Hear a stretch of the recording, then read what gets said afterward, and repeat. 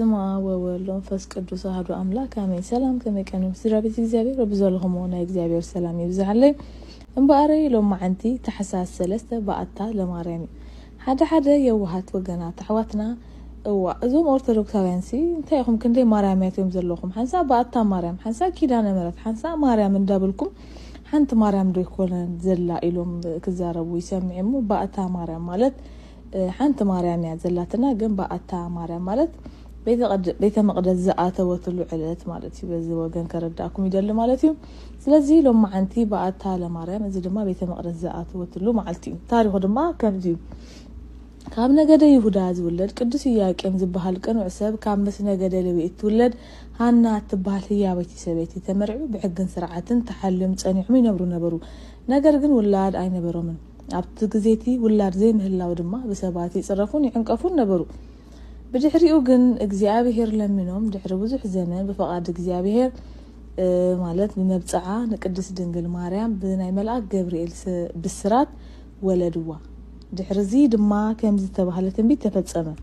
ኢያቄም ወሃና ወለዱ ለነ ሰማዮሙኒ አስረቀት ለነ ፀሐየ።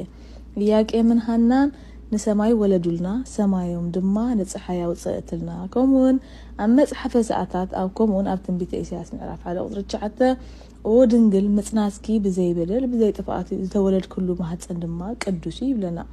ናይ ዓለምና ወለዲ ነቢያትን ሐዋርያትን ጻድቃንን ሰማዕታትን ወሊዶም ከቢሮም ተመስጊኖም እዮም።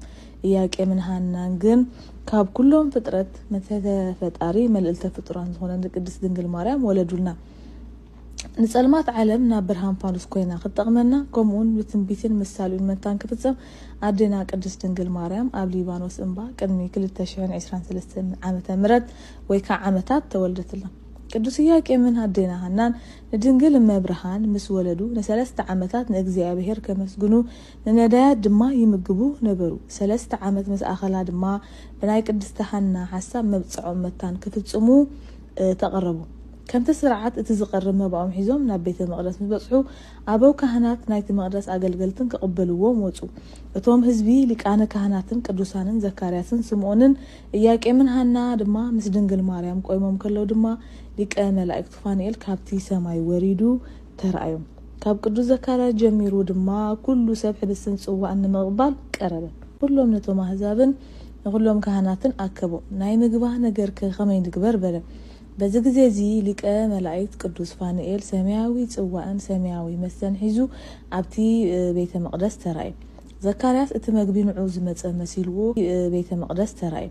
ዘካርያስ እቲ መግቢ ንዑ ዝመጸ መሲልዎ ካብቲ መልአክ ክቅበል ናብኡ ቀረበ። እቲ ቅዱስ ፋኑኤል መልአክ ድማ ካብኡ ክርሕቕ ተራእየ። ከምኡ ድማ ቶም ካህናት ቶም አሕዛብ ኩሎም በባሓደ ምናልባት ንዓና ዝመጸ ክኸውን ይኽእል ኢሎም ኩሎም ናብኦም ናብቲ መልአክ ቀረቡ። ግን ቅዱስ ፋኑኤል ኩሉ ግዜ እንዳኸመጹ ይርሕቕ ነበረ።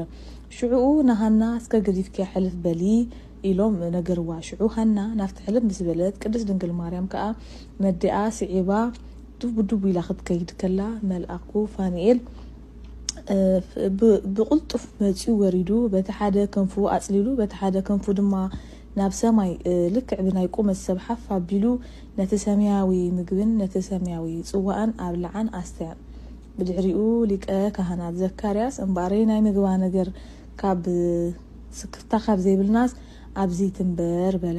ብድሕሪዚ ቅዱሳን መላእክቲ እንዳገልገልዋ ምስ መላእክቲ ከም ሓፍቶም እንዳተጻወተት 12 ዓመት ኣብ ቤተ መቅደስ ነበረት።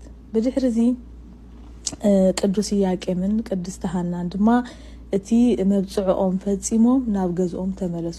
ስለዚ ቅድስት ድንግል ማርያም ድማ ን12 ዓመት ኣብቲ ቤተ መቅደስ ሃርን ወልቅን እንዳፈተለት ብንጽህና ብቅድስና ብጸሎት ተጸሚዳ ትነብር ነበረት። በዚ ዕለት እዚ ድማ ከምቲ ኣብ መጀመርያ መእተዊ ተዛረብዎ ቤተ መቅደስ ዘአተወትሉ ባአታ ለማርያም ኢልና ተሐሳስ ሰለስተ ነኽብሮ። ከምኡ ድማ ናይ ቅዱስ ፋኑኤል ሊቀ መላእክት መጋቢ ድንግል ተባሂሉ ይጽዋዕዩ ናቱን ንዝክረሉ መዓልቲው በረኸቱ ረድኤቱ ይትፈልየና።